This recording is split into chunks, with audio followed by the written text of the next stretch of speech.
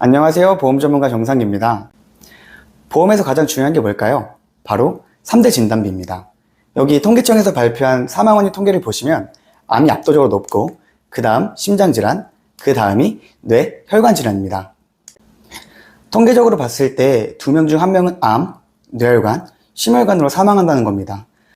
통계적으로 봤을 때 자살이나 치매 등 많은 사망 원인이 있죠. 우리는 자연사로 편하게 죽음을 맞이할 확률이 거의 없습니다. 그래서 암, 뇌, 심장 세 가지를 3대 질병이라고 해요. 우리 주변에 혹은 가족 중에 이 3대 질병의 진단을 받는 환자가 생기면 당장 일을 할 수가 없고 혼자서 생활하기가 힘들기 때문에 간병해줄 사람과 치료비와 생활비를 벌어줄 사람이 필요하게 되는 거죠. 그렇기 때문에 혼자만 무너지는 것이 아닌 가족 전체가 무너질 수 있어요. 그래서 3대 질병은 진단비와 생활비를 충분히 가져가야 합니다.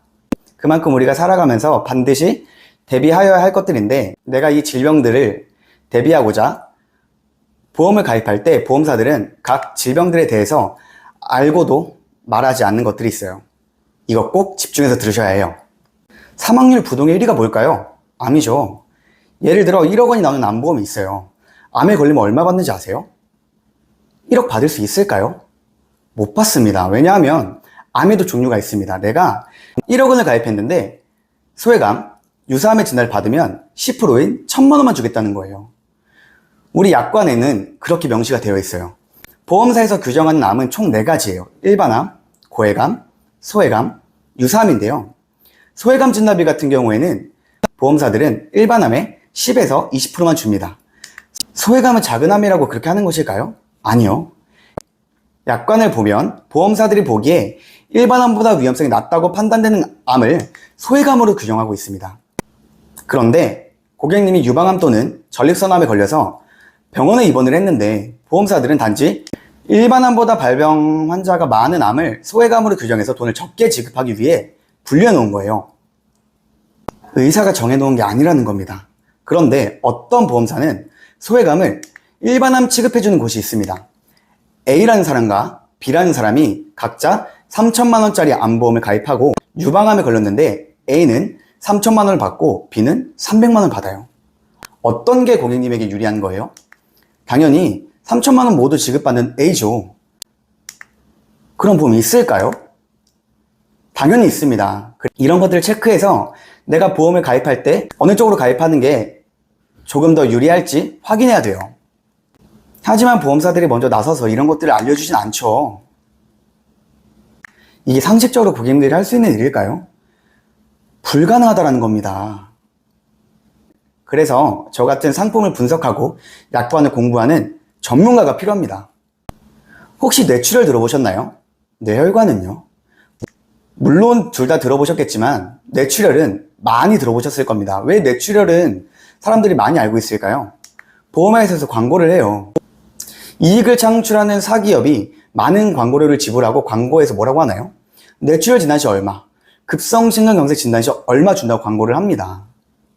이게 무슨 이야기냐면 뇌출혈일 때만 보험금을 지급하겠다, 검색에 대해서 보상을 안 해주겠다는 거예요.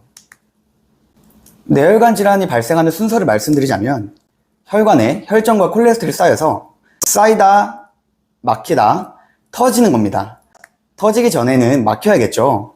그래서 필연적으로 뇌경색이 먼저 찾아옵니다. 보장 범위가 뇌혈관 질환이 가장 넓기 때문에 이것을 가지고 있으면 이 뒤에 발생하는 모든 질병을 보장받을 수 있습니다. 그런데 내가 만약 뇌출혈 진단비만 가지고 있다?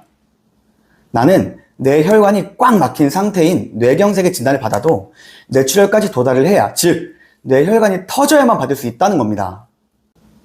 실제로 뇌출혈은 뇌혈관 환자들 중 10%가 채 되지 않습니다.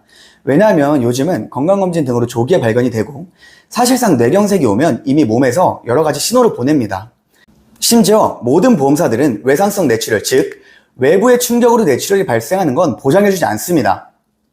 내가 이런 것들을 모르는 상황에서 보험사들이 뇌출혈 진단비를 가입시켰다면 이거 주겠다는 건가요? 안 주겠다는 건가요? 뇌혈관 진단비를 가입하신다면 뇌혈관에 대한 보장이 다 됩니다. 내가 뇌에 문제가 생겼을 때 무조건 보험금이 나올 수 있게 범위를 넓히는 게 중요합니다. 가장 넓은 뇌혈관 질환 진단비를 가져가시는 게 맞습니다. 마찬가지로 심장도 범위가 중요한데 심장은 뇌랑 조금 다릅니다. 뇌는 막히면 터지지만 심장은 근육이기 때문에 터지지 않아요. 대신 괴사를 합니다. 쉽게 말해 피가 안 통해 썩는 겁니다. 심장 혈관에 콜레스테롤과 혈전이 쌓여 좁아지는 것을 협심증이라고 하고 완전히 막혀서 괴사를 하면 심근경색이라고 해요. 보험사 광고를 보면 급성 심근경색을 보장해 준다고 하죠. 그 말은 협심증을 보장해 주지 않는다는 말이에요. 또 우리를 속이는 겁니다. 마찬가지로 심장질환이 발생하는 순서를 말씀드리자면 허혈성 심장질환, 협심증, 급성 심근경색, 심혈관 질환에 대해서 모두 보장받을 수 있는 것은 바로 심장질환 진단비가 가장 보장 범위가 넓습니다. 내와 마찬가지로 병원에서 심혈관이 막혀 협심증 진단을 받았는데 내 보험에 급성 심근경색만 들어가 있다면 돈 한 푼도 못 받게 됩니다. 환자 수 차이도 어마어마하겠죠. 뇌혈관 진단비에서는 뇌혈관 질환을 모두 보장해주고 있고 뇌출혈 담보에서 보장하는 진단 코드는 딱 3개예요. 마찬가지로 심장질환 진단비에서 보장해주는 범위가 가장 넓습니다. 어떤 담보를 가져가야 우리에게 유리한지 아시겠나요?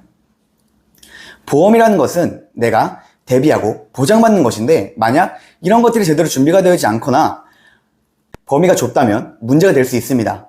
가장 넓은 범위로 보장받으셔야 합니다.